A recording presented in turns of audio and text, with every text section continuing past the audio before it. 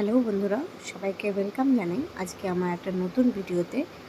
আজ আমি একটা রেসিপি শেয়ার করব তোমাদের সাথে, চানা মশলার। তার জন্য প্রথমে আমি প্যানের মধ্যে দিয়ে দিয়েছি তেল। দেখো তেলটা গরম হয়ে এসেছে। এবার আমি কেটে রাখা আলুগুলো দিয়ে দেবো।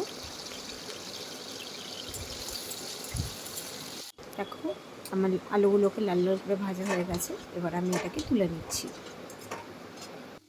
এবার তেলের মধ্যে আমি দিয়ে দিচ্ছি কুচি কুচি করে কেটে রাখা পেঁয়াজ।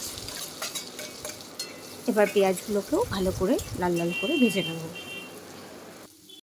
দেখো আমার পেঁয়াজগুলো লাল লাল করে ভাজা হয়ে গেছে। এর মধ্যে আমি দিয়ে দিলাম রসুনের পেস্ট আর দিয়ে দিলাম আদার পেস্ট।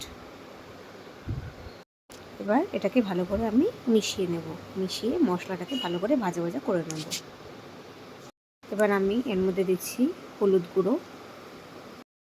এবার দিচ্ছি এর মধ্যে আমি ধনের গুঁড়ো। এবার আমি এর মধ্যে দিচ্ছি জিরের গুঁড়ো। এবার দিচ্ছি এর মধ্যে আমি লঙ্কার গুঁড়ো। দিচ্ছি একটু বেশি পরিমাণে কাশ্মীরি লঙ্কার গুঁড়ো। আর দিচ্ছি স্বাদ মতন নুন। এবার মশলাটাকে ভালো করে আমি মিশিয়ে নিলাম। মিশিয়ে 2 মিনিট একটু ভালো করে কষিয়ে নেব। এবার মশলাটা একটু কষে এসেছে। এবার তার মধ্যে আমি দিয়ে দিচ্ছি কেটে রাখা টমেটো। আমি টমেটোর বীজ ছাড়িয়ে নিয়েছি। এবার টমেটোটাকেও ভালো করে এই মশলার মধ্যে কষিয়ে নেব। এবার আমি এর মধ্যে ওই ভেজে রাখা আলুগুলোকে দিয়ে দেবো। দিয়ে এটাকেও ভালো করে মিশিয়ে নেব। আর সামান্য একটু জল দিয়ে দেবো যাতে মশলাটা আর আলুগুলো এর মধ্যে সেদ্ধ হয়ে যায়। আর আমি এর মধ্যে দিচ্ছি 4টে কাঁচা লঙ্কা। দিয়ে আমি এটা একটা থালা দিয়ে ঢেকে দেবো মশলাটা কষার জন্য। দেখো থালাটা তুলে নিলাম। দেখো কি সুন্দর মশলা থেকে তেল ছেড়ে এসেছে।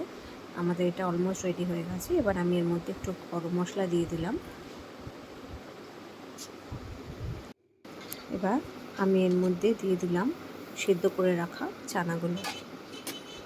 এবার এটাকে আমি মশলার সাথে ভালো করে মিশিয়ে নিলাম।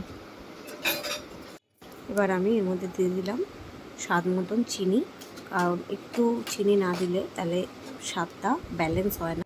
এর মধ্যে আমি দিয়ে দিলাম ধনেপাতা কুচি। ধনেপাতাগুলো আমি কুচিয়ে আমি জলে ভিজিয়ে রেখেছিলাম। দেখো আমাদের চানা মশলা রেডি হয়ে গেছে। এবার আমি এটাকে একটা পাত্রে নামিয়ে নেব।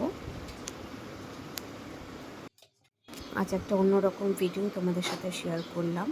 আর চানা মশলা যে রেসিপিটা শেয়ার করলাম ওটা তোমাদের কেমন লাগলো আমাকে কমেন্টে জানিও। চলো বন্ধুরা, আজকের এই ইভিনিং ব্লগটা আমি এখানেই শেষ করছি। তোমাদের যদি আমার এই ভিডিওটা ভালো লাগে তাহলে লাইক শেয়ার কমেন্ট করো, আমার ইউটিউব চ্যানেলটাকে সাবস্ক্রাইব করো, প্লিজ আমাকে সাপোর্ট করো, আমার পাশেই থেকো। Thank you.